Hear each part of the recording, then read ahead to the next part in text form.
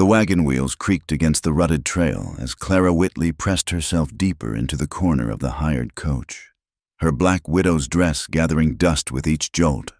Through the small window, she watched the civilized world fade behind her, brick buildings giving way to endless prairie, cobblestones to dirt tracks, familiar faces to strangers who asked no questions. Good. Questions were what she'd fled. 3 weeks had passed since Thomas's funeral. 3 weeks since the neighbors' whispers had grown from murmurs to accusations. A wife's duty, they'd said, shaking their heads at her dry eyes. Should have kept him from the bottle. As if she could have stopped his fists any more than his drinking. As if the bruises hidden beneath her mourning clothes were her fault. The driver called out something about Redemption Creek being just over the next rise. Clara smoothed her skirts and checked her small purse. Enough money to last 2 months if she was careful. Maybe 3. After that, she'd need work. But first, she needed to disappear. The coach lurched suddenly, throwing her against the wooden side. Outside. The driver cursed colorfully as the wheels sank deep into spring mud. "Begging your pardon, ma'am," he called back. "Recent rains made a mess of the road. Might be stuck a spell." Clara climbed out, her boots immediately sinking into the muck. Gray clouds gathered overhead, promising more rain. The driver, a weathered man named Josiah, was already knee-deep in mud, trying to lever the wheel free with a thick branch. "Can I help?" she asked. He glanced at her fine dress, the only good one she owned, and shook his head. "No offense, ma'am, but this ain't work for a lady." Thunder rumbled across the valley. Clara pulled her shawl tighter, watching the storm approach. They were miles from anywhere, the landscape empty save for scattered pines and distant mountains.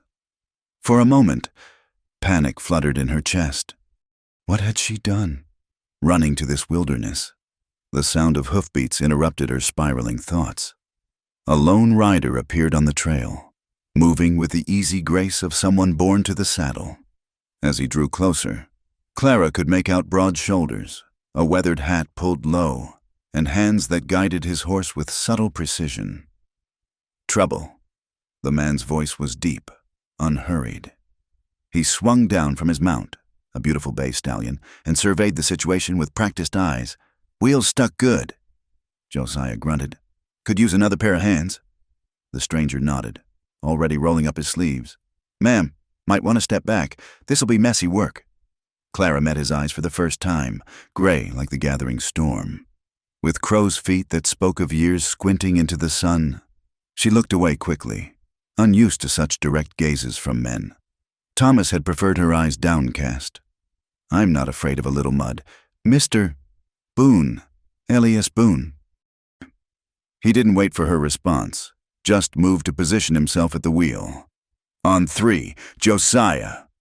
Together, the men strained against the wagon, muscles bunched beneath Elias's shirt, and Clara found herself studying the efficient way he moved, the quiet competence in every gesture, so different from Thomas's blustering attempts at strength. With a sucking sound, the wheel pulled free. Josiah whooped in triumph, but Elias simply stepped back, wiping muddy hands on his pants. "Obliged to you, friend?" Josiah said. "Storm's coming fast. You know these parts? My ranch is about 5 miles east, but Redemption Creek's closer, maybe 3 miles. Better push hard if you want to beat the rain." His eyes found Clara again, lingering on her pale face, the shadows beneath her eyes. "You settling in Redemption Creek, ma'am?" "Just passing through," she lied. "Looking for work." Something flickered across his expression. Curiosity, perhaps, or recognition of another soul running from something. But he simply touched his hat brim. "Mrs. Marla runs a boarding house on Main Street. Fair prices, clean rooms. Tell her Elias sent you. She'll treat you right." The first fat raindrops began to fall. Without another word, he swung back onto his horse and cantered away. Leaving Clara staring after him, Josiah urged her back into the coach, anxious to reach town before the storm hit in earnest. Redemption Creek appeared through the rain like something from a fever dream, a huddle of wooden buildings clinging to the side of a valley. smoke rising from chimneys to merge with low-hanging clouds. The main street was already turning to mud as Josiah pulled up before a 2-story building with Marla's boarding house painted in fading letters. Clara paid Josiah and splashed through the rain to the door. Inside, warmth and the smell of baking bread wrapped around her like a blanket. A woman emerged from the back, steel-gray hair, sharp eyes, flour dusting her apron. "Help you?" "Mr. Elias Boone suggested I might find a room here?" The woman's expression softened fractionally. "Did he now? Well, any friend of Elias is welcome. I'm Marla Johnson. Widow Johnson, technically, but just Marla's fine." She showed Clara to a small room on the 2nd floor, clean, sparse, with a narrow bed and a window overlooking the mountains. The rent was indeed fair, cheaper than Clara had dared hope. "Supper's at 6, Marla said, then paused at the door. "You running from something, honey?" Clara's hand went instinctively to her throat. "Why would you think that?" "Takes one to know one. I came here 15 years ago with bruises and bad memories. This place, it's good for starting over. Just remember, past has a way of following, even out here." Alone. Clara sat on the bed and listened to the rain hammer the roof. Her few possessions looked pitiful in the corner. One trunk, a carpet bag, her sewing kit, everything she owned in the world. That first night, she barely slept. The mountains felt too close, pressing in with their wildness. Strange sounds filtered through the walls. Laughter from the saloon next door. A harmonica's lonely wail. Once, what sounded like gunshots in the distance. She pulled the thin blanket over her head and whispered prayers she no longer believed in. Morning brought weak sunshine and a clearer view of her new home. Redemption Creek was rough but alive. Miners heading to claims. Ranch hands driving cattle through town. Women in calico hauling water from the well. Clara ventured out to explore, keeping to the boardwalks, avoiding eye contact. At the general store, she inquired about work. The proprietor, a pinched man named Garrett, looked her up and down with calculating eyes. "Can you sew?" "Yes, sir. Mend, alter, make new if needed." "Might have some piecework. Pays not much, $1 a shirt, $2 for a dress." It was less than she'd hoped, but better than nothing. Clara accepted, carrying her first bundle of mending back to the boarding house. Days passed in a blur of thread and fabric. Her fingers, soft from years of easier living, developed calluses. Her back ached from bending over her work. But there was something soothing in the repetition, in creating order from torn seams and missing buttons. A week into her new life, she encountered Elias again. She was at the well, struggling with the heavy bucket, when his shadow fell across her. "Let me—" He took the rope from her hands, hauling up the water with easy strength. "Settling in?" "Yes, thank you." She wanted to flee but forced herself to stay. "And thank you for the recommendation. Mrs. Marla has been kind. She's good people." He poured the water into her bucket, then studied her with those storm-gray eyes. "None of my business, but you might want to get some sturdier clothes. That dress won't last long out here." Heat flooded her cheeks. The dress was indeed showing wear, mud staining the hem despite her careful brushing. But it was all she had that marked her as respectable. "I'll manage." He nodded, accepting the rebuff, but as she turned to go, he spoke again.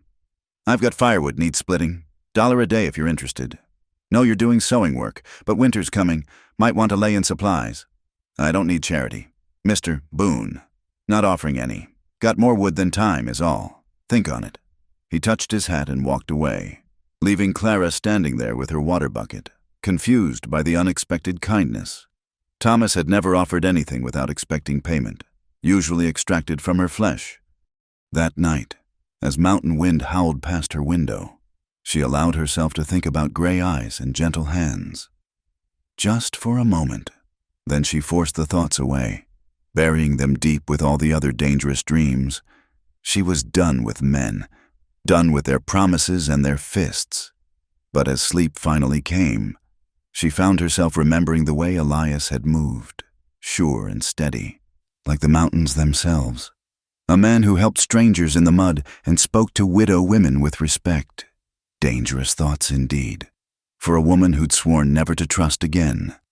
The needle slipped, pricking Clara's finger for the third time that morning. She sucked at the small wound and returned to the shirt she was mending, trying to focus on the steady rhythm of stitches rather than the conversation drifting up from the boarding house parlor. That Elias Boone's got more land than any man needs, one of the boarders was saying. Could sell half and live like a king in San Francisco. Won't, though, another replied. Man's married to that ranch. Been alone out there since his brother died in that shootout 5 years back. Clara forced herself not to listen, but the words burrowed in anyway. Over the past month, she'd heard his name often enough, always spoken with a mixture of respect and curiosity. The man who helped everyone but kept to himself, who'd built his ranch from nothing, who never came to town dances or took up with any of the available women. A knock at her door interrupted her thoughts. Marla entered with a fresh pile of mending and a knowing look. Garrett's wife sent these over. Says you do the finest needlework she's seen west of the Mississippi. Clara accepted the bundle gratefully. Word of her skill had spread, bringing steady work. She'd even started saving a little, hiding coins in a tobacco tin beneath her bed. There's talk of starting a proper dress shop, Marla continued, settling her bulk on the room's single chair. Might need a seamstress. Interested? Yes, of course. Good. Oh, and Elias Boone stopped by earlier. Left this. She produced a paper-wrapped package. Inside was a length of sturdy brown calico. Practical. Durable. Exactly what Clara needed for a work dress. No note, no message, just the fabric. I can't accept this, Clara said immediately. Why not? Man does the same for other folks in need. Helped the widow Patterson fix her roof last winter. Brings meat to families when hunting's good. It's just his way. But Clara knew better. Men's gifts came with expectations. She'd learned that lesson in bruises and tears. Still, the fabric was beautiful in its simplicity, and her black dress was threadbare at the seams. I'll pay him back, she said finally. Marla snorted. Try that and he'll be insulted. Just say thank you next time you see him.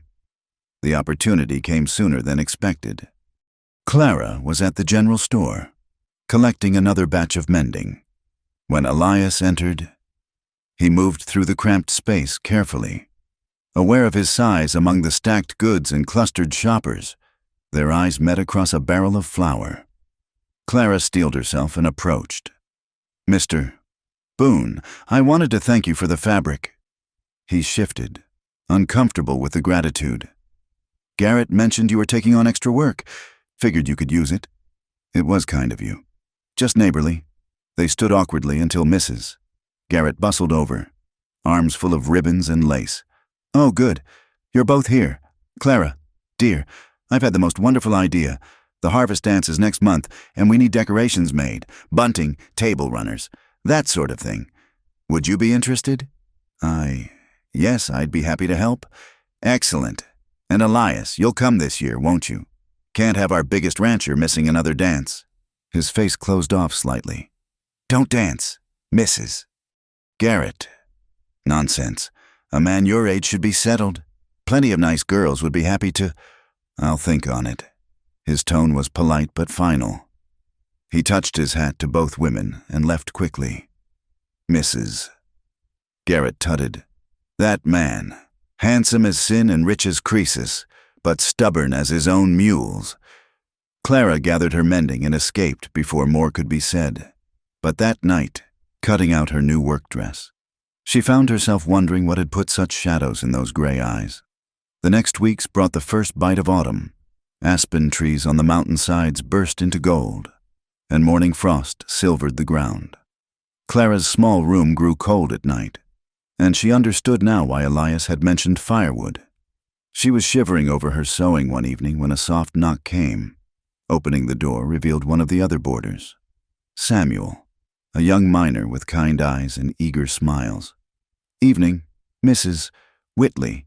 Brought you some extra wood for your stove. and he hefted an armload of split logs. "That's very kind, Mr. Morrison, but no trouble at all. Been meaning to say, you look mighty pretty in that new dress."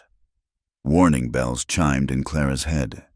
She'd been careful to keep interactions with the male boarders brief and formal, but Samuel had been growing bolder lately, lingering in hallways, finding excuses to talk. "Thank you for the wood," she said firmly, trying to close the door. His boot stopped it. "Maybe we could take supper together sometime, get to know each other better." "I don't think that would be appropriate." His smile faltered. "Come now. You can't mourn forever.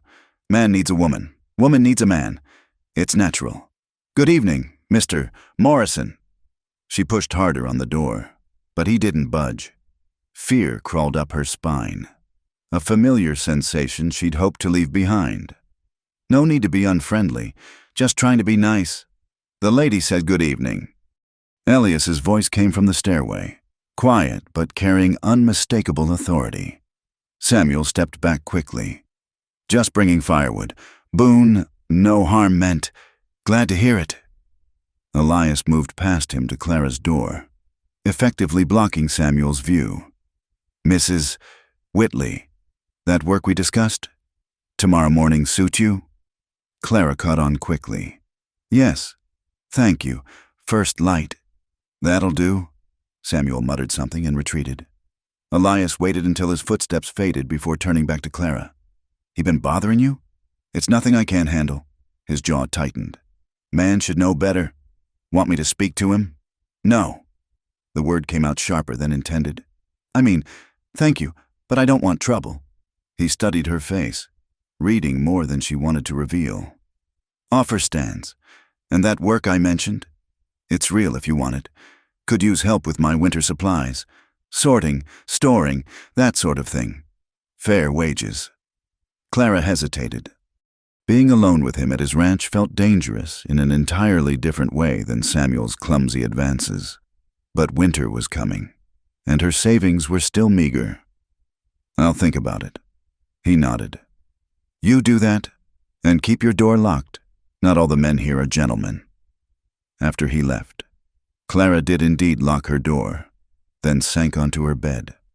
Her hands were shaking, not from fear this time, but from something else. The way he'd appeared exactly when needed, the controlled strength in his presence, the way he'd given her an excuse without demanding explanation. Thomas would have raged about other men looking at his property. Elias had simply offered protection and choices. Dangerous. Her mind whispered. More dangerous than fists or shouts. Because kindness could slip past guards built from years of pain. That night, she dreamed of gray eyes and gentle hands, and woke cursing herself for a fool. The next morning brought news that set the town buzzing. The railroad was coming closer. Only 50 miles away now. Land prices would rise. New people would come. Redemption Creek might become a real town instead of a mining camp grown too big for its borders. Clara listened to the excited chatter while hemming curtains for the hotel. Change meant opportunity, but also exposure. More people meant more questions about her past, more chances for someone to recognize the runaway widow from back east. She was so lost in worried thought that she almost missed the commotion outside. Shouts, running feet, the sharp crack of breaking wood. Through the window, she saw 2 men fighting in the street. One was Samuel Morrison, drunk despite the early hour. The other was the blacksmith, Leopold Garrett, Mrs. Garrett's son. Samuel swung wildly, missing more often than connecting. Leopold, bigger and steadier, seemed content to defend rather than attack. But then Samuel pulled a knife. Clara gasped, others screamed. And suddenly, Elias was there, seeming to materialize from nowhere. His hand caught Samuel's wrist, twisted sharply. The knife fell into the mud. "That's enough," he said quietly. Samuel struggled briefly, then went limp. "She thinks she's too good for me," he slurred. And Clara realized with sick certainty they were fighting over her. "Prissy widow bitch needs to learn." Elias's fist connected with Samuel's jaw, dropping him into the street. The violence was controlled, efficient, nothing like Thomas's wild rages. One punch, delivered with precision. Someone get him on the next stage out, Elias said to the gathered crowd. He's done in Redemption Creek. Just like that, it was over. The crowd dispersed. Samuel was hauled away, and Clara found herself the subject of curious stares and whispered speculation. Her carefully built anonymity crumbled like sand. That evening, Marla knocked on her door with supper and sympathy. "Don't fret about the talk," she said, setting down a tray of stew and cornbread. "It'll blow over, always does. They think I encouraged him somehow. Some might. Fools always blame the woman, but most know Samuel for what he was. A mean drunk looking for trouble." Clara pushed food around her plate. Appetite gone. "Mister, Boone shouldn't have involved himself." Marla's eyebrows rose. "That man stopped a knife fight over you and you're complaining? I didn't ask him to defend me." "No, you didn't. He did it because it was right, because despite what you might think, there are good men in this world, men who protect instead of hurt." The older woman's eyes were too knowing. Clara looked away, unable to bear the sympathy. "I should leave town. Find somewhere else. Running again won't solve anything. Honey, take it from someone who tried. Eventually, you've got to stop and face whatever's chasing you, even if what's chasing you is your own fear." But fear had kept Clara alive. Fear had made her watch for Thomas's moods, dodge his fists, survive his rages. Fear was a friend, worn comfortable as old shoes. Except now there was a man with storm-gray eyes who made her want things besides safety, who made her remember she was a woman, not just a survivor, and that terrified her more than all the rest combined. The November wind cut through Clara's worn coat like a blade. She pulled her shawl tighter and quickened her pace down Main Street. A basket of completed mending balanced on her hip. The confrontation with Samuel Morrison 3 weeks ago had indeed blown over, as Marla predicted, but Clara still felt the weight of curious glances. She was so focused on reaching the general store quickly that she didn't notice Leopold Garrett until he stepped directly into her path. "Mrs. Whitley." His voice slurred slightly, and she could smell whiskey despite the early hour. "Been wanting to speak with you. Good morning, Mr. Garrett, if you'll excuse me. See, I defended your honor." He swayed closer. "Man defends a lady's honor. Least she can do is show appreciation." Clara's stomach clenched. "I'm grateful, but how grateful?" His hand shot out, grabbing her wrist. "Grateful enough for a kiss." The basket tumbled, fabric scattering in the muddy street. Clara tried to pull away, but his grip tightened. Memory flooded back. Thomas's hands, Thomas's demands, the price always extracted for any kindness. "Let go." Her voice came out steadier than she felt. "Don't be like that. Just one little—" Leopold's words cut off as he was yanked backward. Elias stood there, one hand fisted in Leopold's collar. "You're drunk. Leo, go home." "Not your business, Boone. It is now. Go home, or I'll put you in the horse trough to sober up." Leopold jerked free, stumbling. "First Morrison, now me, playing protector awful lot lately, aren't you?" His bloodshot eyes narrowed. "Maybe you want her for yourself." "That it?" Elias's expression didn't change, but something dangerous flickered in his eyes.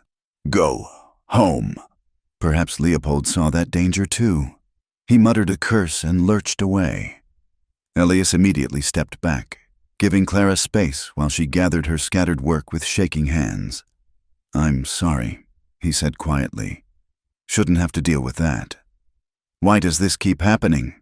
The words burst out before she could stop them. "I dress modestly. I keep to myself. I don't encourage anyone. It's not your fault." His voice was firm. "Men like that, they see a woman alone and think she's fair game. Has nothing to do with what you do or don't do." Clara straightened, clutching muddy fabric.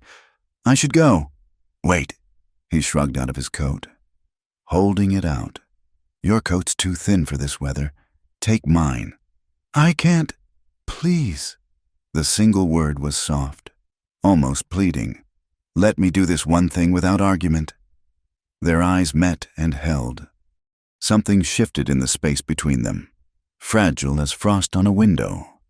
Slowly, Clara set down her basket and let him drape the coat around her shoulders. It was still warm from his body, smelling of leather and wood smoke and something uniquely him. "Thank you," she whispered. He nodded and stepped back. "I'll walk you to the store." They moved in silence, aware of watching eyes. His coat hung huge on her frame, but its weight felt like armor against the cold and the stares. At the store's entrance, she started to shrug it off. "Keep it," he said. "I'll get it back sometime." Then he was gone, striding away with only his shirt against the wind. Clara stood frozen, wrapped in warm wool and dangerous feelings. That night, the first real storm of winter struck. Snow fell thick and fast, transforming Redemption Creek into a white wilderness. Clara huddled in her room, Elias's coat spread over her thin blanket, listening to the wind shriek past the windows. By morning, 2 feet of snow blocked the doors.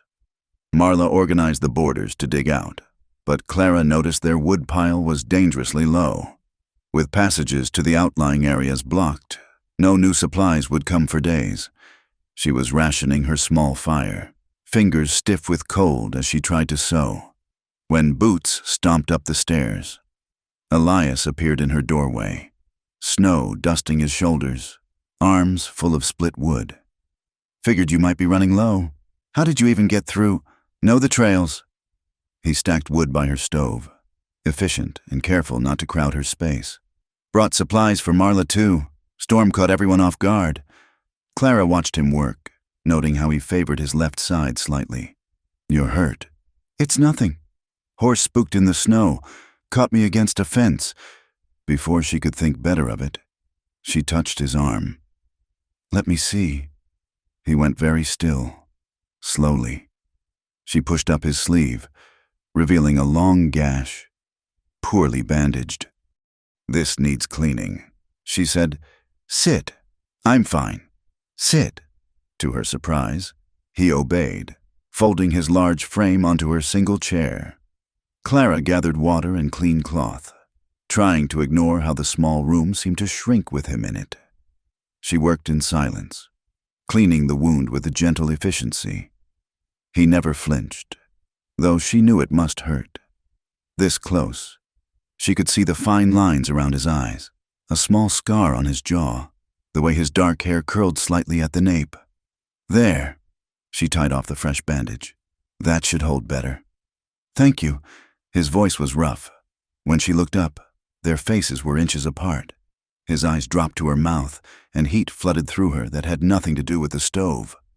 Clara jerked back, heart hammering. "You should go." He stood immediately. "I'm sorry, I didn't mean—" "Please, just go." After he left, Clara pressed shaking hands to her face. She'd felt it, the pull, the want, for one terrible, wonderful moment. She'd wanted to close that distance between them, and that terrified her more than any drunken threat. The storm lasted 3 days. By the time it cleared, Clara had made a decision. She couldn't stay in town, not with these feelings growing like spring flowers through snow. She'd saved enough for stage fare to California. She could start over again. Somewhere, Elias Boone's kindness couldn't reach her. She was packing her few belongings when Marla burst in without knocking. "Don't you dare," the older woman said flatly. "Don't you dare run from that man." "I don't know what you mean. Horse manure. Half the town saw him mooning over you during the storm. Other half saw you wearing his coat like it was made of gold." Marla's expression softened. "Honey, I know you're scared. Know some man hurt you bad, but Elias Boone is not that man. You don't understand. Don't I? 15 years ago, I ran from a husband who thought his fists were the answer to everything. Came here broke and broken. Sure, I'd never let another man close. Then Robert Johnson started bringing me flowers." Her eyes misted. "Took 2 years before I'd let him court me proper. 2 more before I'd marry him. But those 5 years we had before the fever took him, worth every second of fear I had to overcome." Clara sank onto the bed. "What if I can't? What if I'm too broken?" "Then you take it slow. One day, one kindness at a time. But don't run. Not from a good man who looks at you like you hung the moon. That evening, Clara stood at her window watching the sunset paint the snow-covered mountains pink and gold. Elias's coat hung on the back of her door. Tomorrow. She'd return it. Tomorrow. She'd decide whether to stay or go.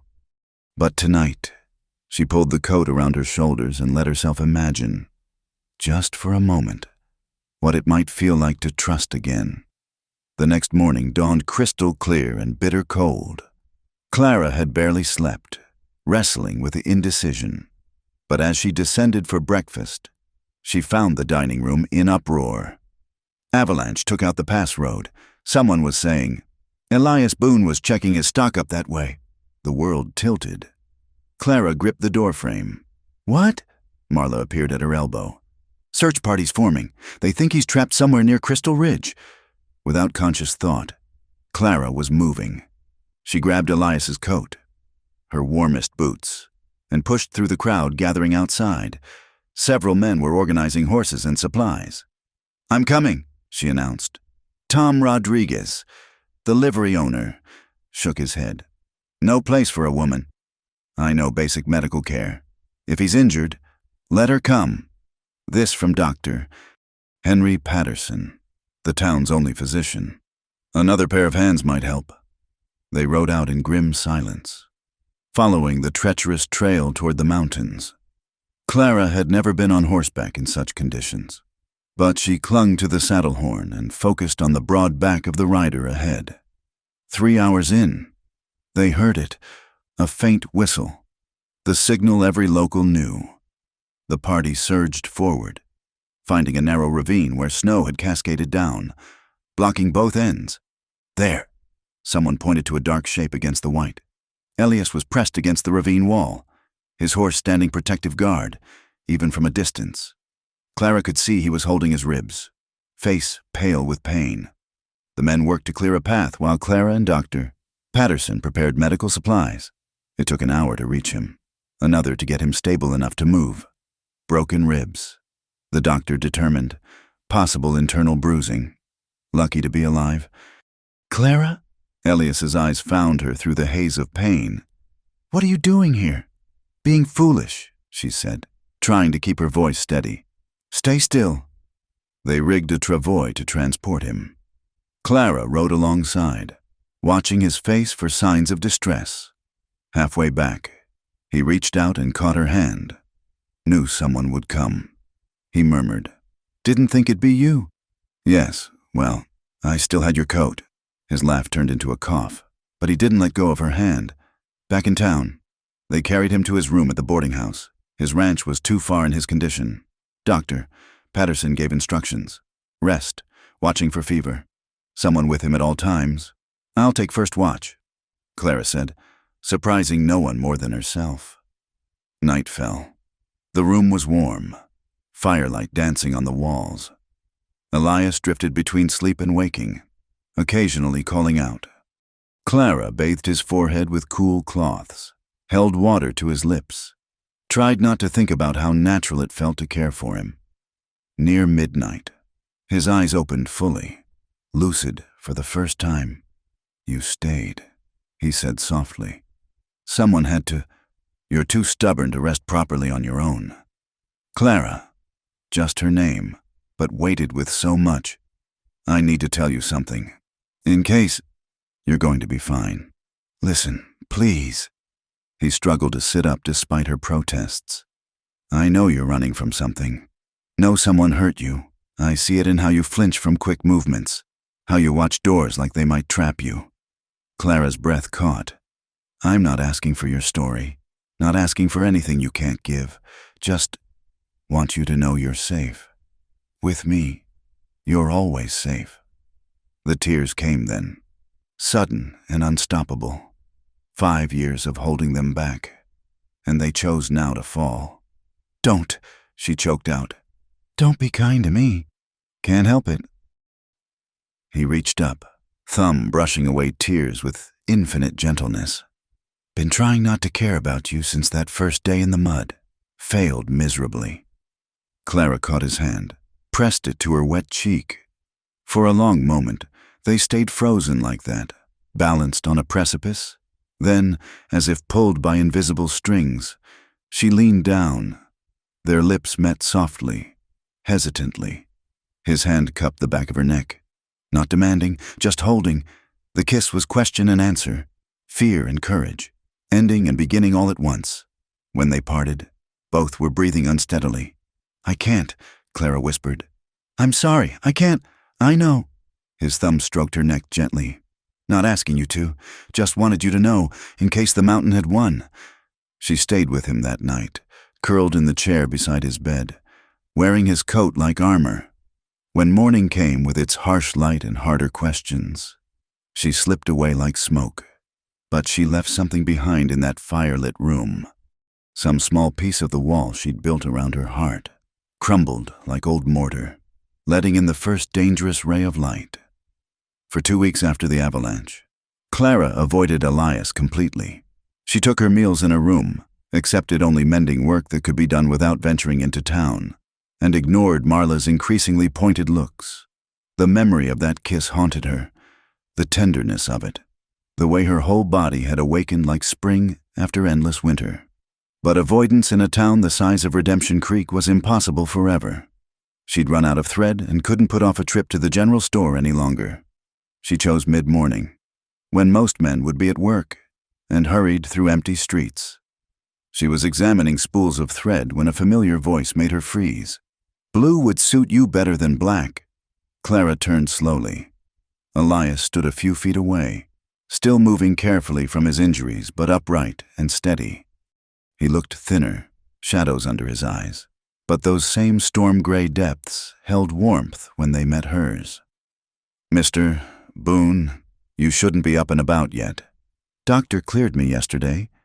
Ranch doesn't run itself." He paused. "You've been avoiding me." Heat flooded her cheeks. "I've been busy." Clara, just her name, but it held so much, understanding, patience, a quiet plea. "I meant what I said. No expectations, no demands, just don't disappear on me entirely." She clutched the thread so tight it cut into her palm. "I don't know how to do this." "Neither do I." His admission surprised her. "Never been good with women. Truth be told, Martha always said I was too serious, too set in my ways." He stopped abruptly. "Martha? My brother's wife. After Jake died, I thought maybe, but she needed someone softer than me. Married a shopkeeper in Denver, has 3 children now." A ghost of a smile touched his lips. "Probably for the best. I'd have made her miserable." It was the most he'd ever said about himself. Clara found herself hungry for more, for understanding this man who knocked down her walls with patient kindness. "I was married for 6 years, she heard herself say. Thomas was charming at first. It wasn't until after the wedding that he showed his true nature. Elias went very still, letting her speak without interruption. He drank. When he drank, he raged. When he raged. She touched her ribs unconsciously, remembering old breaks. "The neighbors thought him a fine man. I was the problem. Too clumsy, too slow, too willful. If only I were a better wife. They said he wouldn't need to correct me so often. Clara. He died in a tavern fight. Another drunk took offense to something Thomas said and put a knife in his belly. I stood at his funeral with relief so profound it felt like flying." Her laugh was bitter. "What kind of woman celebrates her husband's death?" "A survivor," Elias said quietly. "A woman who endured hell and came out the other side." The thread slipped from Clara's numb fingers. She bent to retrieve it, using the motion to hide sudden tears. When she straightened, Elias had moved closer but still maintained careful distance. "Thank you for telling me," he said. "Helps me understand why you flinch when voices get loud, why you watch doors, why kindness scares you more than cruelty." "It does," she admitted. "Cruelty, I understand. Know how to weather it, work around it. But kindness, I keep waiting for the price. No price with me, ever." She wanted to believe him. God, how she wanted to believe. But 6 years of lessons beaten into skin and soul were hard to forget. "I need time," she whispered. "Take all you need. I'll be here." They stood in the general store, surrounded by bolts of fabric and sacks of flour. and Clara felt something ease in her chest. Not heal, too early for that, but loosen, like a fist slowly unclenching. That night, she found a package on her doorstep. Inside was a leather-bound journal and a note in careful handwriting. Sometimes it helps to write what can't be said. Clara ran her fingers over the smooth leather, then opened to the first page. Slowly, she began to write. About Thomas, about fear, about a kiss that tasted like possibility. A week later, Redemption Creek buzzed with news of the harvest dance, despite the early winter. The town council had decided to proceed with the annual tradition. The hotel cleared its large back room. Women volunteered food, and the air filled with anticipation of a rare celebration. Clara had agreed to help with decorations, spending days cutting paper flowers and stringing dried berries. It kept her hands busy and her mind off dangerous thoughts. She told herself she wouldn't attend the dance itself. Too many people, too much attention. But as she worked alongside the other women, she found unexpected camaraderie. Mrs. Patterson shared stories of her courtship. Young Lucy Morrison, no relation to Samuel, giggled about the boys she hoped would ask her to dance. Even stern Mrs. Garrett softened, teaching Clara a new embroidery stitch during breaks. "You'll save a dance for Elias, won't you?" Marla asked one afternoon, too casually. "I'm not attending. Horse manure. You've got that green dress nearly finished. Don't think I haven't seen you working on it." Clara flushed. She had indeed been altering one of her old dresses with leftover fabric, telling herself it was just to have something nice, not for any particular occasion. "He's sweet on you," Lucy piped up. "Everyone knows it. The way he watches for you in town. How he sent Jim Sanders packing last week when he made that crude comment." "He did what?" Lucy clapped a hand over her mouth. "You didn't know? Jim said something awful about widow women being grateful for attention. Mr. Boone overheard and told Jim he'd throw him in the horse trough if he spoke your name again." Clara's hand stilled on the paper roses. He was still protecting her, even from a distance. Still standing between her and harm without demanding recognition or reward. The night of the dance arrived crisp and clear. Stars scattered across the sky like spilled diamonds, and lanterns turned the hotel into a warm beacon against the dark. Clara stood at her window, watching couples arrive in their finery. Music drifted up, fiddle and guitar and someone's accordion. She'd tried on the green dress twice, taken it off both times. It was too much, too soon. She wasn't ready for hope. A soft knock interrupted her brooding. Marla entered without waiting, took one look at Clara in her nightgown with the green dress laid across the bed, and snorted. "Going to hide up here all night? I think it's best." "Best for who? You or him?" Marla moved to the window. "He's down there, you know." Dressed in his Sunday best, looking like a man attending his own funeral. Turned down 3 girls already. Clara joined her at the window. She could see him near the door, broad shoulders filling out a black coat, clean-shaven and uncomfortable in the crowd. As she watched, the pretty Miller twins approached him. He shook his head politely, and they flounced away disappointed. "Man came to a dance he hates, wearing clothes he never wears, turning down pretty girls half his age." Marla said, "Wonder why?" "Marla, get dressed. Go down there. Dance one dance. If the sky falls or the world ends, you can come right back up and hide forever." The older woman's voice gentled. "But honey, what if it doesn't? What if it's just nice?" After Marla left, Clara stood frozen in indecision. Then, hands trembling, she put on the green dress. It had been so long since she'd worn anything but black. The color felt foreign against her skin. She pinned up her hair with shaking fingers, pinched her cheeks for color, and forced herself out the door before courage failed. The dance was in full swing when she entered. Couples whirled past in a wash of calico and homespun, laughter competing with music. Clara pressed against the wall, overwhelmed by the noise and motion. Then the crowd parted, and Elias was there. His whole face changed when he saw her, surprise melting into something soft and wondering. "You came. he said simply. I'm not sure why. Doesn't matter. He held out one hand. Dance with me. It's been years since I danced. Then we'll figure it out together. She took his hand. He led her into the swirl of dancers with careful confidence. One hand settled light at her waist. The other cradled hers gently. They moved slowly at first, finding their rhythm while faster couples flowed around them. You look beautiful, he murmured. Green suits you better than black. It feels strange, like wearing someone else's skin. Maybe that's who you're becoming, someone new. They turned and swayed, and Clara found herself relaxing into the motion. His hand was steady at her waist, guiding without controlling. When she stumbled, he simply adjusted, making her misstep look like an intentional turn. You've done this before, she accused mildly. My mother insisted all her boys learn, said we'd be hopeless with women otherwise. His smile was rueful. She was half right. They danced through 2 songs. Then Clara's courage faltered. The room felt too warm, too close, too full of watching eyes. She pulled away, heading for the door in cool night air. Elias followed but kept distance as she gulped deep breaths on the hotel's back porch. Too much? He asked quietly. I thought I was ready. To be normal, to be like them.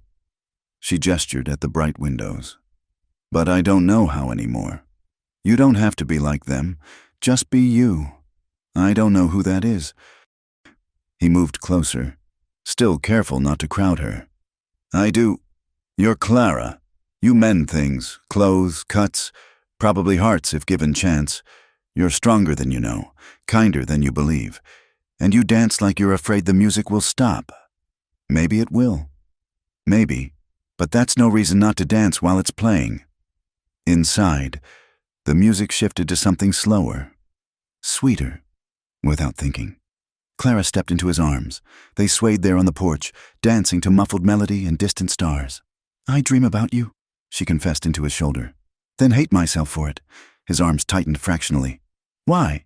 Because in the dreams, I'm not afraid. In the dreams, I trust you completely. Her voice broke. I want that to be real so badly it terrifies me. Clara. He pulled back enough to see her face. Look at me. She did, finding those storm-gray eyes serious in the lantern light. I'm not a patient man by nature, but for you, I'll learn. We go at your pace, always. If that means dancing on porches while others dance inside, so be it. If it means a year of conversations before another kiss, I'll wait. If it means... Clara stopped his words the only way she could think of. The kiss was different from their first, less desperate, more deliberate. A choice made in starlight with music as witness. When they parted, both breathing unsteadily, Elias rested his forehead against hers. Was that too fast? He asked. No, Clara whispered. That was just right. They didn't return to the dance. Instead, they sat on the porch steps, shoulders touching, watching stars wheel overhead. Clara told him about learning to dance in her father's kitchen. He told her about building his ranch with Jake, their dreams of empire that ended in gun smoke. For the first time in years, Clara felt the iron bands around her chest truly loosen. Not gone, maybe they never would be, but looser, leaving room for something new to grow in the spaces between fear and hope. The letter sat on Clara's small table like a coiled snake. She'd found it slipped under her door that morning, her name written in careful script she didn't recognize. Inside, the words made her blood turn to ice. Mrs. Whitley, or should I say Mrs. Brennan, saw you at the dance. You look well for a woman who killed her husband. Some folks in Millfield might pay handsomely to know where Thomas Brennan's widow is hiding, unless you'd rather work out an arrangement. I'll be in touch. A friend. Clara sank onto her bed, the paper crumpling in her trembling fist. She'd been so careful, had come so far west, changed her name, but the past had found her anyway, as she'd always feared it would. For 3 days, she went through the motions of normalcy while her mind raced. Who had recognized her? What did they want? The letter mentioned payment, blackmail then, not immediate exposure. But for how long? And what would they demand? She avoided Elias, knowing he'd read the distress on her face immediately. When he came by the boarding house, she had Marla tell him she was ill. When he left worried notes, she didn't respond. The fragile hope that had been growing since the dance withered like flowers in frost. On the fourth day, she made her decision. She'd run before. She could run again. California, Oregon, maybe even Mexico. Somewhere no one knew either name she'd worn. She was packing her few belongings when heavy boots climbed the stairs. Not Elias's measured tread. Something harder, more aggressive. The door opened without a knock. Leopold Garrett stood there, and Clara's heart sank. Of course. He'd been to Millfield plenty, trading horses. He'd probably seen her there with Thomas. Going somewhere? He lounged against the doorframe, blocking escape. What do you want? Question is, what are you willing to give? His smile was ugly. See, I remember you from Millfield. Pretty little thing on Thomas Brennan's arm, back before he started drinking heavy. Then he turns up dead and you disappear. Suspicious, some might say. He died in a bar fight. Everyone knows that. Sure, but his brother Carl never believed it. Thinks maybe you had something to do with getting Thomas riled up that night, pushing him to drink more than usual, maybe even pointing him toward that particular bar where rough men gathered. Leopold stepped closer. Carl might pay well to know where you are. Or, you could be nice to me. Real nice. Regular-like. His meaning was hideously clear. Better than hanging, which is what they do to murdering wives. Clara's mind went cold and calculating, the way it had learned to during the worst times with Thomas. I need time to think. One day, then I want an answer. He reached out to touch her face. She forced herself not to flinch. Could be good between us. You've had practice keeping men happy, haven't you? After he left, Clara vomited into her wash basin. Then, mechanically, she finished packing. But instead of the stage office, her feet carried her to the cemetery at the edge of town. She found a quiet spot among the graves and sank to her knees in the dead grass. Not to pray, she'd lost faith in God's intervention long ago, but to think, to remember. Thomas had been drinking heavily that last night, but no more than usual. She'd said nothing to anger him, done nothing to provoke. He'd simply decided to go to Murray's Tavern because they served cheaper whiskey than his usual place. The fight had started over cards, escalated to knives, ended with Thomas bleeding out on sawdust-covered floors. She'd felt relief, yes, but guilt too, wondering if she could have stopped him from going out. If she'd been a better wife, would he still be alive? The questions had tortured her until she'd fled west, seeking distance from the memories. Now Leopold wanted to twist that tragedy into a weapon against her, just as Thomas had twisted love into control, kindness into transaction. I'm so tired, she whispered to the silent headstones. So tired of running, of being afraid. Then stop. Clara spun. Elias stood a few yards away, hat in his hands, face grave. How did you... Marla said you come here when you're troubled. She's worried. So am I. He moved closer but maintained distance. Clara, what's wrong? You've been avoiding me since the dance. Did I do something? No. The word came out fierce. You've done nothing but be kind. That's the problem. I don't understand. She almost told him everything then. Almost fell into those strong arms and let him carry this burden too. But Leopold's threat hung over her. If she was exposed, implicated in Thomas's death, association with her would ruin Elias too. I can't explain. Just, please leave me alone. It's better for you. His jaw tightened. Better for me or easier for you? The accusation stung because it was partly true. Running was easier than staying, than fighting, than trusting. Please, she whispered. Just go. For a long moment, he studied her face. Then, without a word, he turned and walked away. Clara watched him disappear among the headstones and felt something vital tear loose inside her chest. That night, she sat in her room with the journal he'd given her and wrote the truth. All of it. Thomas's abuse, his death, her relief and guilt, Leopold's threats, If she vanished tomorrow, at least someone would know her story. She'd just finished when commotion erupted outside. Shouts, running feet, the clang of the fire bell. Clara rushed to the window to see orange light dancing against the sky. The livery stable was ablaze. Without thinking, she joined the bucket brigade forming in the street. The whole town turned out, passing water hand over hand, fighting to keep the fire from spreading to neighboring buildings. In the chaos, she found herself next to Elias, their eyes meeting briefly before returning to the urgent work. It took 2 hours to bring the fire under control. By then, the stable was destroyed. 3 horses dead. Tom Rodriguez injured from a falling beam. As people milled about in exhausted groups, the word arson began to circulate. Found lamp oil splashed on the back wall. Someone said, this was deliberate. Clara's blood chilled. She knew, with sudden certainty, who was responsible. Her eyes searched the crowd and found Leopold Garrett standing with other men, soot-smudged and playing concerned citizen. His gaze found hers across the space, and he smiled. The message was clear. This was what happened when she didn't cooperate. Next time could be worse. The boarding house, perhaps, with all those innocent people inside. She stumbled away from the crowd, nausea rising. In the alley behind the general store, she bent double, dry heaving while tears streamed down her face. Clara! She straightened to find Elias there, concern etched on his smoke-stained features. Don't, she managed.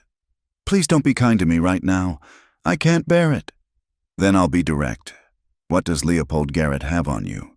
She stared at him, shock momentarily overriding despair. How did you... I've been watching him watch you since the dance. Tonight, he was too calm for a man whose friend just lost everything. And you look like you've seen a ghost. His voice gentled. Clara, whatever it is, we can face it. You don't have to run. Yes, I do. The words poured out in a rush. He knows who I am, where I came from. He's threatening to expose me unless I... She couldn't say it. People could get hurt, already have... The fire. You think Leopold set that fire? I know he did. A warning. Next time could be the boarding house or your ranch or... Her voice broke. I have to leave, tonight, before anyone else suffers for my presence. Elias stepped closer, and this time she didn't retreat. His hands settled gently on her shoulders. Listen to me. Whatever Leopold thinks he knows, whatever he's threatening, it doesn't matter. You're not alone anymore. You don't understand. My husband is dead, I know. At her shocked look, he continued quietly. I wrote to Millfield weeks ago, after you told me his name. Wanted to understand what you were running from. Thomas Brennan died in a bar fight that had nothing to do with you. 6 witnesses said so. But I was glad, she whispered. When he died, I was glad. Of course you were. He beat you, Clara, hurt you in ways that left scars inside and out. Being glad your tormentor is gone doesn't make you a murderer. She was crying now, ugly sobs that shook her whole frame. Elias pulled her against his chest, one hand cradling her head while she fell apart. I'm so tired, she gasped between sobs. So tired of being afraid. Then let me help carry it. Please. They stood there in the alley, smoke still hanging in the air, while Clara cried out at years of fear and guilt and loneliness. When the storm finally passed, she felt emptied out but somehow lighter. What do I do about Leopold? She asked into his shirt. Nothing. I'll handle him. She pulled back. No, I won't have you fighting my battles. Not fighting, just having a conversation, man to man. Something dangerous flickered in his eyes. He won't bother you again. Elias, do you trust me? The question hung between them, weighted with more than just this moment. Clara thought about all the times he'd shown restraint, respected her boundaries, offered help without demanding payment, thought about dancing on the porch, kissing under stars, the journal he'd given her to hold her truths. Yes, she breathed. God help me, I do.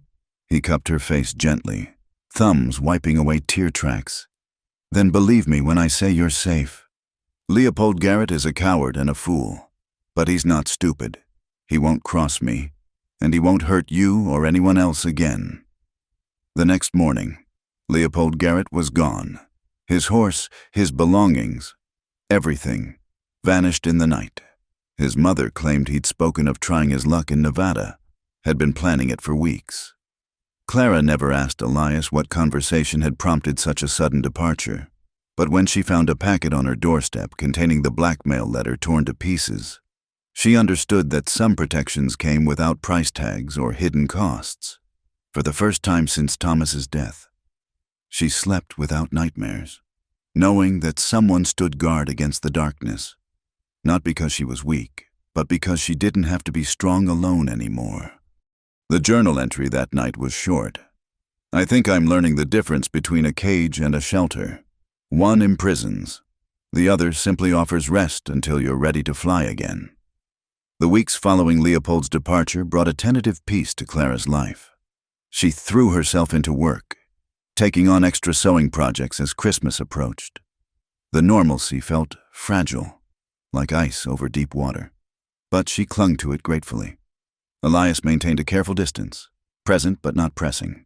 He'd appear at the general store when she shopped, tipping his hat with that quiet smile, left small gifts on her doorstep, a warmer shawl, fresh eggs from his ranch, a book of poetry with no note attached. Building trust, she realized. The way one might coax a wounded animal back to health. Then came the invitation that shattered her careful equilibrium. "Supper at my ranch," he said one afternoon, finding her at the post office. "This Sunday. Nothing fancy, just thought you might like to see the place." Clara's hands stilled on the letters she was sorting. Being alone with him at his ranch felt like crossing a line she'd drawn in invisible ink. "I don't know if that's proper. Bring Marla if you'd like. Or anyone else. Just want you to see what I've built." He paused, vulnerability flickering across his features. "Want you to know me better." She found herself nodding before sense could intervene. Sunday, then. The ride to the Double B Ranch took them through country that stole Clara's breath. Mountains rose like sentinels against crystal sky. Pine forests gave way to meadows where his cattle grazed. The ranch house itself, when it came into view, was modest but solid. Log construction with a wide porch, smoke curling from the stone chimney. "It's beautiful," Clara said, meaning it. "Jake and I built it together. Took 2 years, working between cattle drives." His voice carried old grief.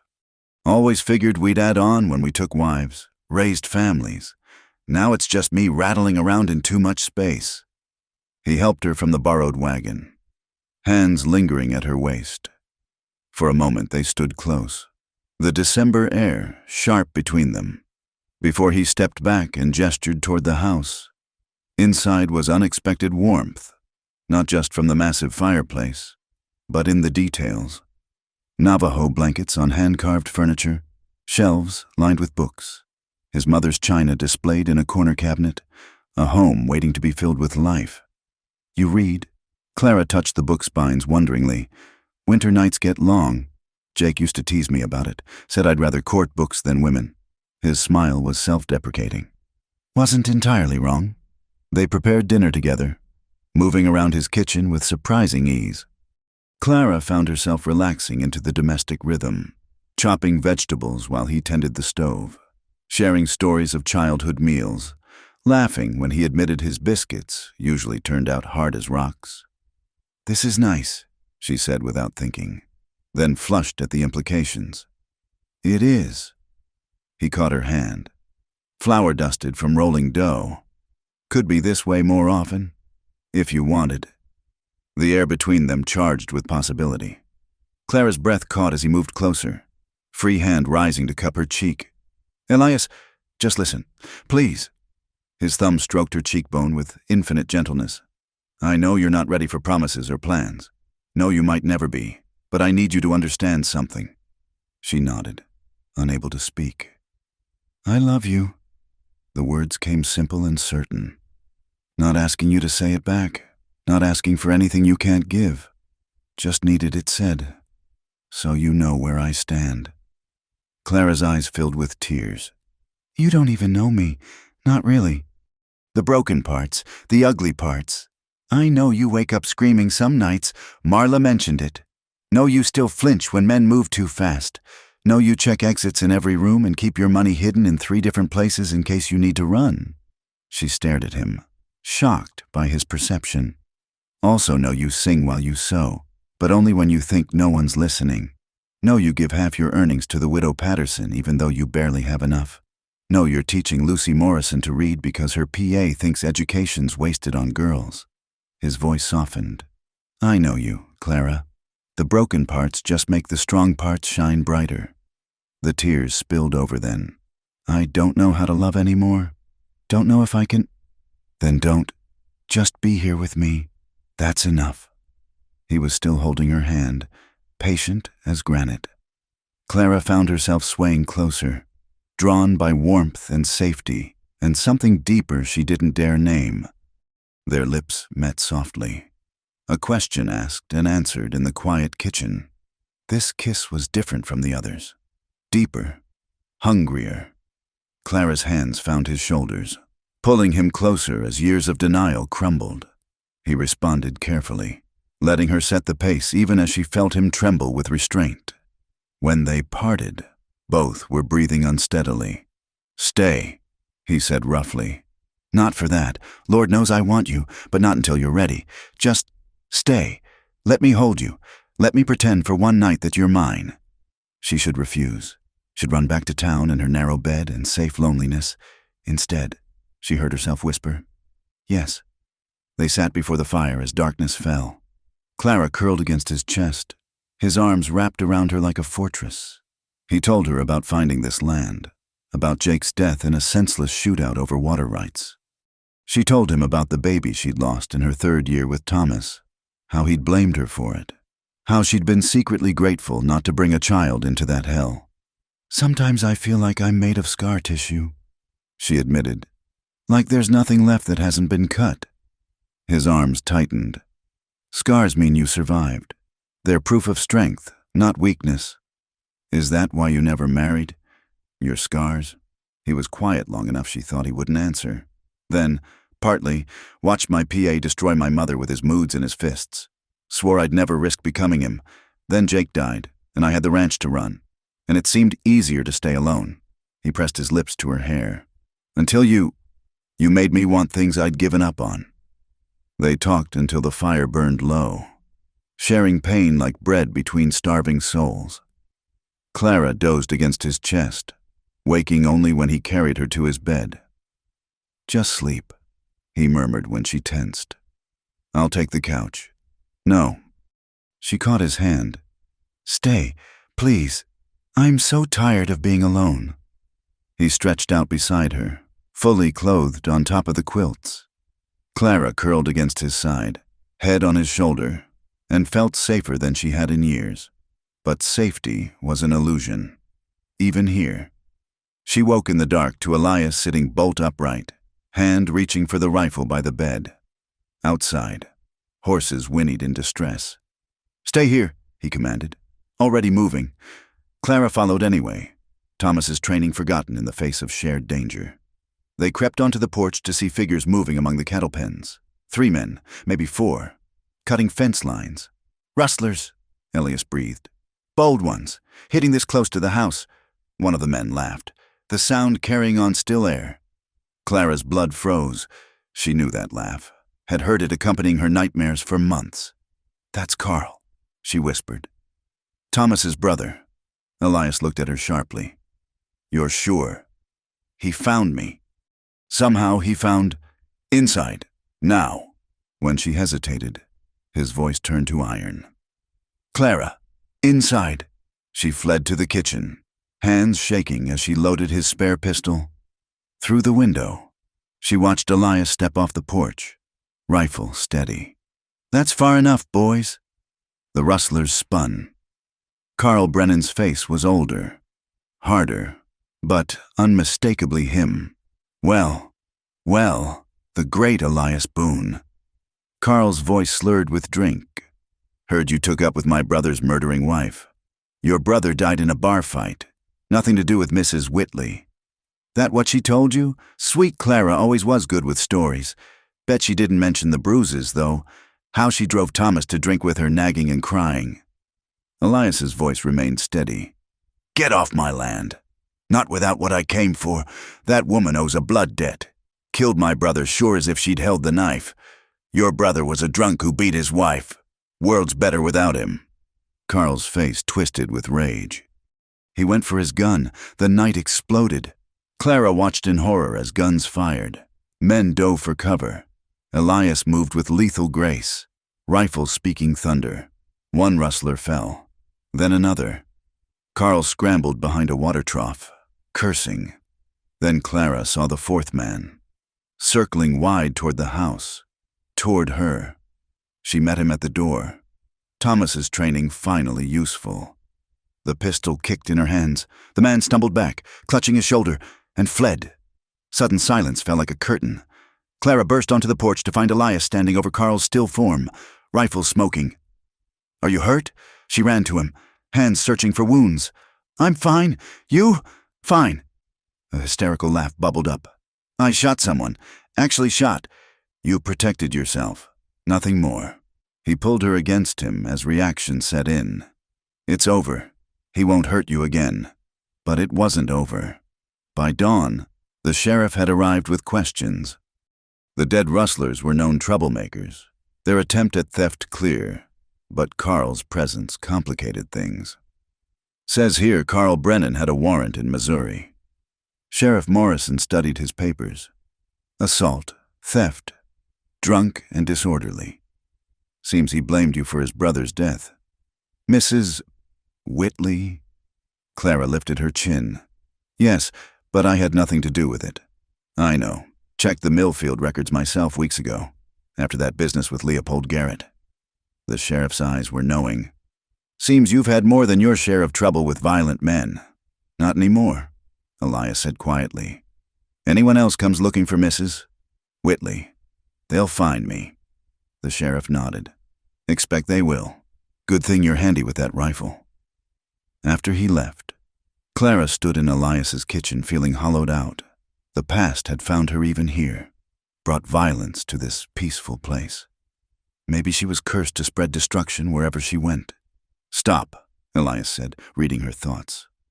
"This wasn't your fault." "He came here because of me. You could have been killed, but I wasn't. And now you're free, really free." He caught her shoulders gently.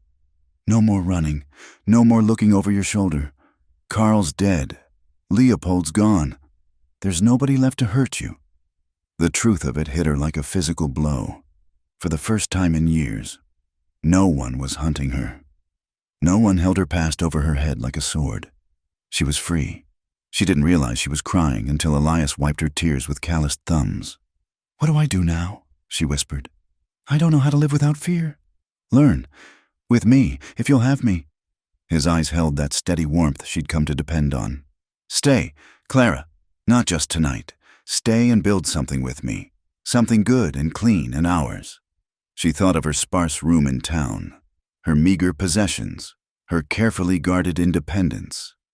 Then she looked at this man who'd killed to protect her, who offered love without conditions and partnership without ownership. "Yes," she breathed, and felt the last chain break.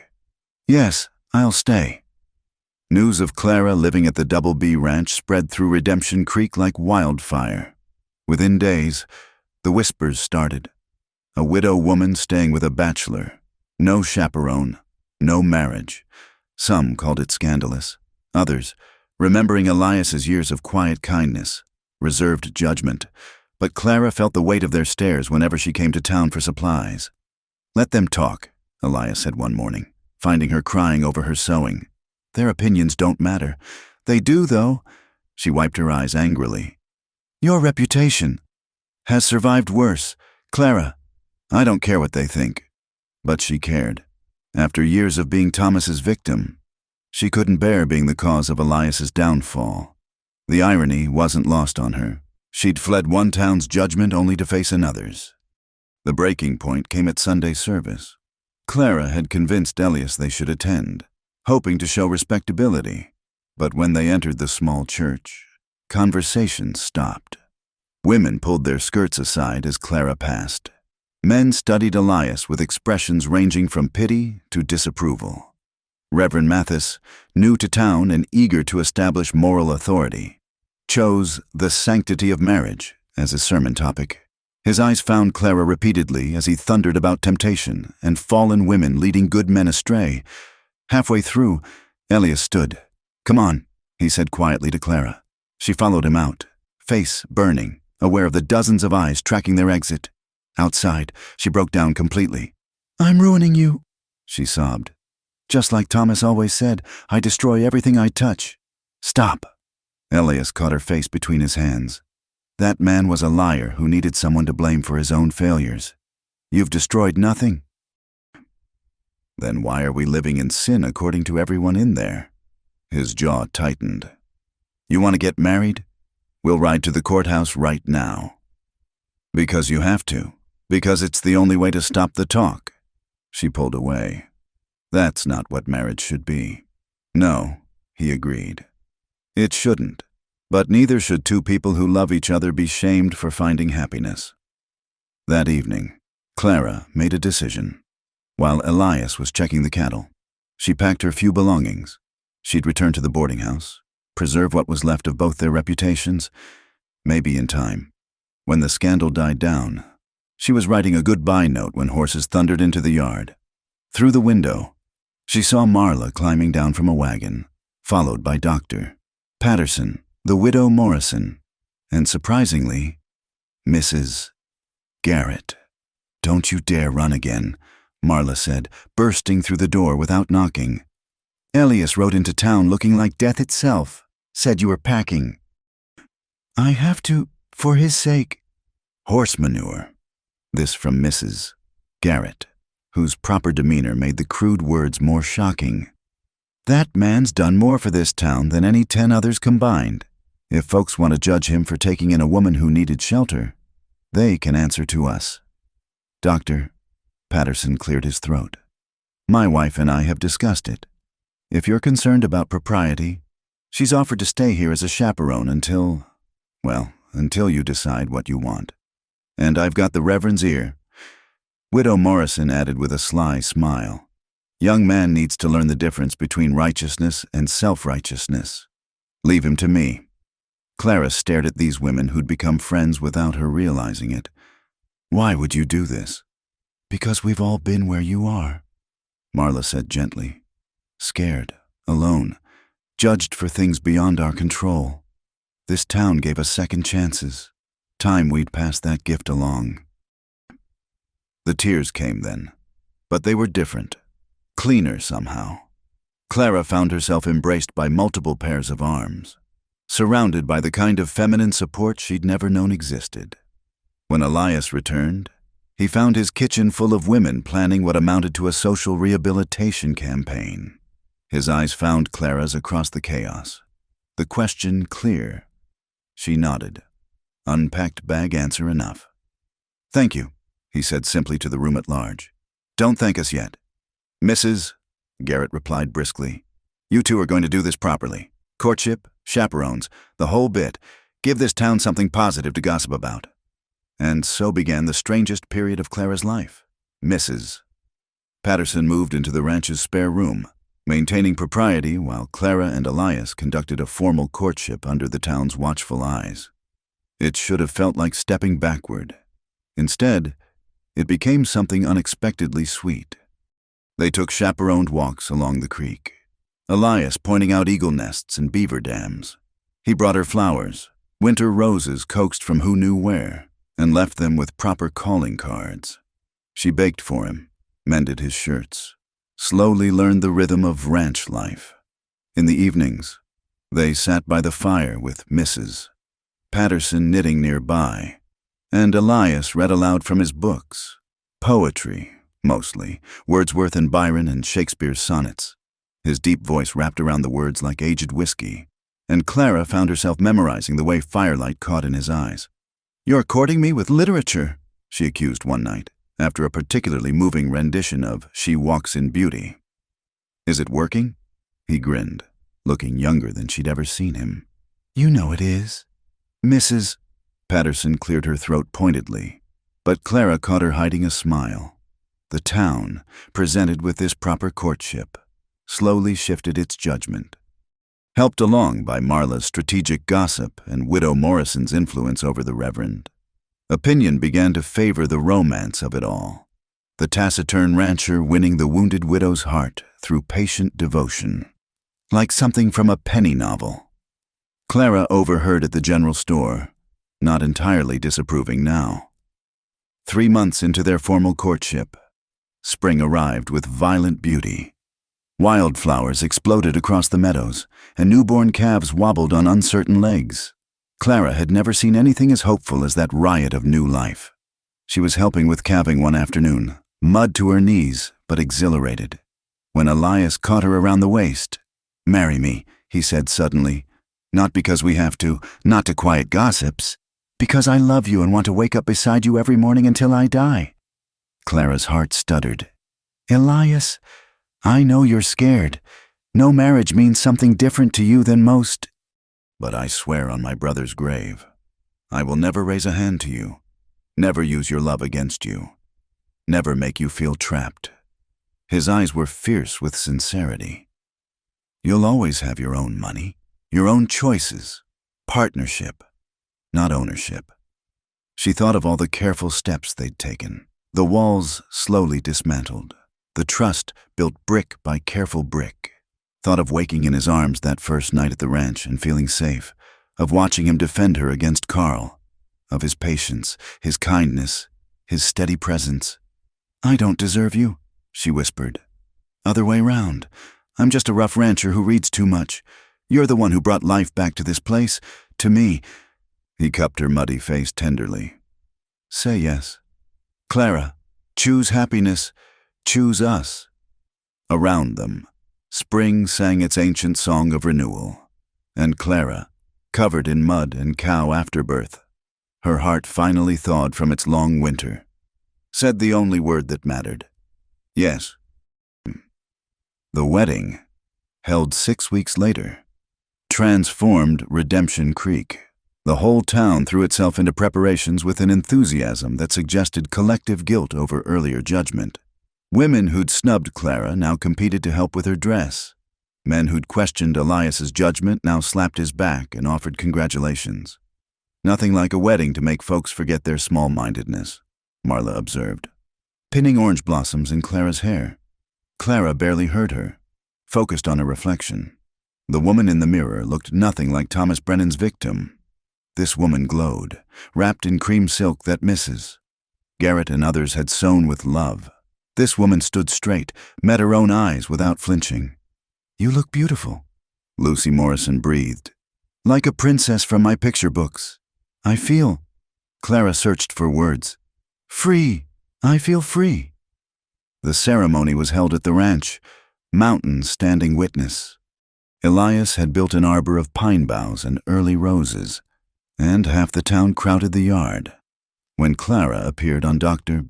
Patterson's arm, having no family to give her away, Elias's face transformed with such naked joy that several women dabbed their eyes. Reverend Mathis, thoroughly reformed by Widow Morrison's influence, spoke of love's power to heal and transform, but Clara barely heard the words, lost in Elias's gray eyes and the miracle of standing here, choosing love over fear. "I now pronounce you husband and wife," the Reverend intoned. "You may kiss your bride." Elias cupped her face with those gentle hands and kissed her softly, a promise made before witnesses. The crowd erupted in cheers, and Clara laughed against his lips. Free. Joyful laughter she'd thought lost forever. The celebration lasted until stars claimed the sky. Tables groaned under food contributed by neighbors. Musicians played while couples danced on boards laid over grass. Elias and Clara moved through it all in a golden haze, unable to stop touching, his hand on her waist, her fingers twined with his. Magnetic pull made respectable by vows. "No regrets?" he asked as they swayed to a slow waltz. "None." She laid her head on his shoulder. "For the first time in my life, exactly where I want to be." Later, when the last guests departed and Mrs. Patterson tactfully retired to the boarding house, Clara and Elias stood alone in their bedroom. The moment should have been terrifying. Another wedding night, another man with rights to her body. But this was Elias, who'd waited months for a kiss, years for love. "We don't have to," he said quietly, reading her sudden tension. "Not tonight? Not until you're ready." Clara crossed to him, marveling at this man who offered choices where others took them. "I love you," she said, the words rusty from disuse but growing stronger. "I love you, and I'm ready to stop being afraid." He gathered her close, and Clara discovered the difference between possession and worship, between taking and giving, between violence wearing love's mask and love itself, patient and kind, and setting her soul ablaze. When dawn painted their room gold, Clara woke in her husband's arms feeling reborn, not innocent, that had been stolen long ago, but whole, healed home. "Good morning, Mrs. Boone," Elias murmured against her hair. "Mrs. Boone." She tested the name and found it fit like clothes made just for her. Clara Whitley had been a ghost, Clara Brennan a victim. But Clara Boone, she could be anything, do anything. Love without fear and be loved without price. "Good morning, husband," she replied, and felt him smile against her skin. Outside, birds celebrated the new day. Inside, two wounded souls finally allowed themselves to believe in happily ever after. 6 months after the wedding, autumn painted the valley in shades of gold and crimson. Clara stood on the porch of their ranch house, watching Elias work with a young colt in the corral. The animal, skittish and wild-eyed, slowly calmed under his patient handling, much as she had. She thought with a smile, their life had settled into rhythms both comforting and profound. Mornings began with coffee shared in comfortable silence, watching sunrise paint the mountains. Days filled with the endless work of ranching. Clara had learned to ride properly, help with calving, even handle the account books with her careful hand. Evenings brought them together again, reading by firelight or talking through plans for expanding the herd. It wasn't the life she'd imagined as a young bride in Missouri. It was infinitely better. Letter came. Elias called, walking toward her with an envelope. From back east. Clara's stomach clenched automatically. Though she had no reason left to fear mail, Carl was dead. Thomas's family scattered. Still, old habits died hard. The letter bore her sister Margaret's handwriting, the first contact from family since she'd fled. With trembling fingers, Clara broke the seal. "My dear Clara," it began. "Word has reached us of your remarriage. I hope this finds you well and happy. I must tell you that Father passed this spring. He spoke of you at the end, regretted letting Thomas take you away. Mother survives but is frail. There is a small inheritance if you wish to claim it. More importantly, we miss you. Your loving sister, Margaret." Clara read it twice, then passed it wordlessly to Elias. "I'm sorry about your father," he said gently. "Do you want to go back?" She considered it, returning to Missouri not as Clara the victim, but as Clara Boone, rancher's wife, woman of property and standing, showing them all what she'd become. "No," she decided. "That life feels like it belonged to someone else. But I'll write Margaret. Maybe she could visit come spring." Elias nodded, understanding as always. Family's important. Be good to rebuild those bridges. That night, as they prepared for bed, Clara noticed Elias moving stiffly. "You're back again." "Just the weather changing. Old bones complaining." She heated water and made him sit while she worked the knots from his shoulders. It had taken months before he'd accept such tending, too used to self-sufficiency. Now he relaxed under her hands, trusting her touch. "I love you," she said suddenly, overwhelmed by the simple intimacy of caring for him. He caught her hand, kissing the palm. "Never get tired of hearing that, even after 6 months of marriage, especially after 6 months." He pulled her around to face him. "Every day I wake up afraid it's a dream, that I'll open my eyes and be alone again." "Never," she promised, sealing it with a kiss that led to more. Later, wrapped in quilts and each other, they talked about the future. The railroad would reach Redemption Creek by spring, bringing new opportunities. Land prices were rising. They could expand, maybe hire hands, build the empire Elias and Jake had once dreamed of. "What do you want?" Elias asked. "This is your ranch too now." Clara thought about it. "A garden, fruit trees, maybe chickens." She hesitated, then voiced the deeper dream. "Children, someday, if we're blessed." His arms tightened around her. They'd not spoken of children before, the loss of her pregnancy with Thomas too painful to revisit. But here, safe in darkness and love. She could imagine it. Little ones with Elias's gray eyes and steady nature. "I'd like that," he said roughly. "Like that very much." Winter arrived early that year, blanketing the valley in pristine white. The ranch became an island of warmth in a frozen world. Clara had never known such contentment, working beside Elias, sharing meals and stories, the quiet pleasure of reading together while snow fell beyond the windows. It was during a particularly fierce storm that they heard the pounding on the door. Elias answered with rifle in hand, Clara behind him with the shotgun. But instead of threats, they found a desperate family, immigrants, by their accents, wagon broken down on the road. "Please," the man gasped in heavily accented English. "My wife, she is with child. The baby comes." Without hesitation, they brought the family inside. The next hours blurred together, heating water, gathering clean linens, Clara drawing on half-remembered knowledge from helping neighbors back home. The woman, barely more than a girl, clutched Clara's hand through the pains while her husband paced and Elias kept their two small children occupied. When the baby finally arrived, a healthy girl despite the circumstances, Clara placed the squalling infant on her mother's chest and felt something crack open inside her own heart. This is what had been stolen from her all those years ago. This miracle, this hope. "Bless you," the young mother whispered in broken English. "Angels. Both." They sheltered the family for 3 days until the storm passed and the wagon could be repaired. When they left, the father pressed a small carved wooden bird into Clara's hand. "For luck," he said, "for your own little ones to come." That night, Clara placed the carving on the mantel and told Elias about the baby she'd lost. "He was drunk," she said quietly. "Pushed me down the stairs. I was 5 months along." She touched her stomach, remembering. "The doctor said there was damage, that I might not, that children might not be possible." Elias pulled her close, his own eyes wet. "If they come, we'll love them.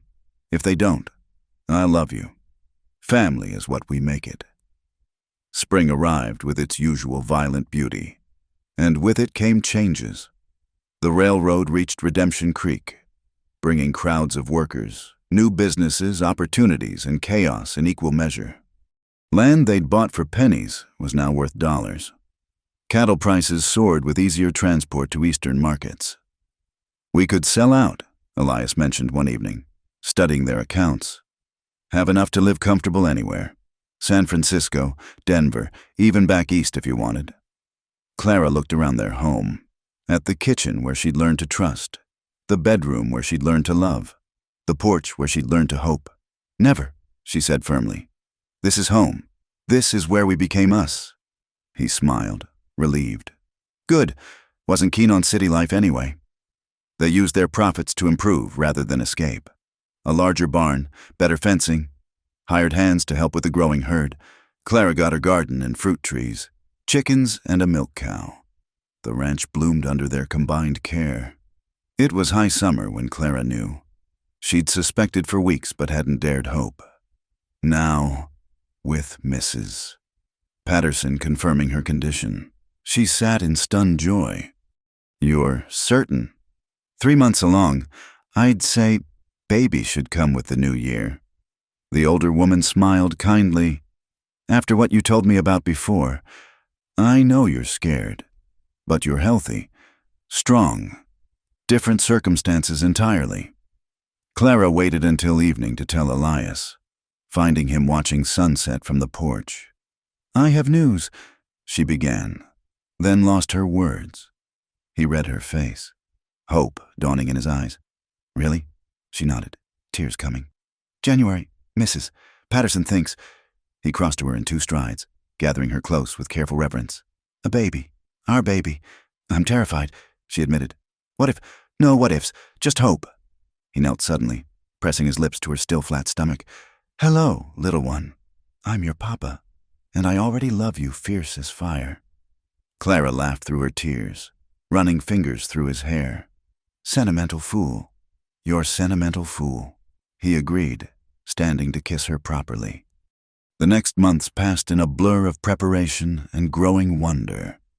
The bedroom beside theirs transformed into a nursery. Baby clothes appeared from neighbor women.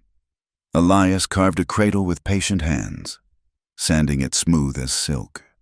Clara bloomed with pregnancy, all her fears gradually replaced by fierce maternal love. She sang to the baby while working, told stories of its brave papa and the mountains standing guard. Elias talked to her belly every night, making promises and plans.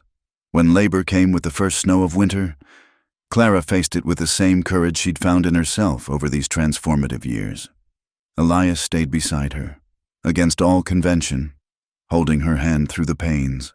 You're the strongest woman I know, he whispered during the worst of it. You survived Thomas, survived running, survived learning to love again.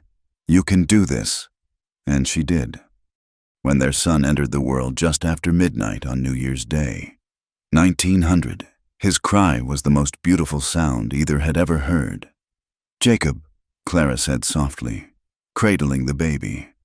For your brother. Elias's eyes filled. Jake would have loved him, would have spoiled him rotten. They stared at their son, perfect fingers, rosebud mouth, already showing his father's determined chin. A new century's child, born to parents who'd found each other across pain and learned that love could heal even the deepest wounds. Look what we made, Clara marveled. From all that hurt, all that fear, this perfect life. 3 perfect lives, Elias corrected, encompassing their family in his careful arms. My Clara, my Jake, my whole world. Outside, snow fell soft and silent, blanketing their valley in pristine white. Inside, the fire crackled warm, and a new family began its journey. Clara looked at her husband, her son, her home built from ashes and determination, and knew with bone-deep certainty she was no longer running. She was exactly where she belonged. In the years that followed, the Double B Ranch prospered. More children came, daughters with Clara's grace and sons with Elias's steady strength. The house expanded, filled with laughter and chaos and love. Clara became the woman she'd never dared dream of being. Mother, partner, pillar of the community that had given her sanctuary. Sometimes, on quiet evenings, she'd stand on the porch where it all began and marvel at the journey. From a desperate widow fleeing west to a woman rich in all that mattered. The scars remained. They always would. But they'd become part of her story, not her definition. No regrets, Elias would ask, joining her to watch their children play in the yard. None, she'd answer, leaning into his strength. Only gratitude. And in the setting sun painting their mountains gold, in the laughter of children born to love rather than fear, in the steady heartbeat of a marriage built on trust and choice, Clara Boone found her happily ever after.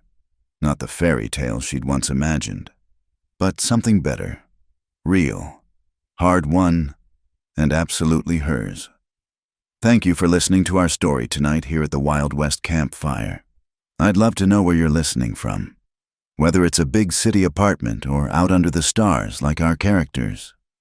Please subscribe to Wild West Campfire and share your thoughts about Clara and Elias's journey in the comments below.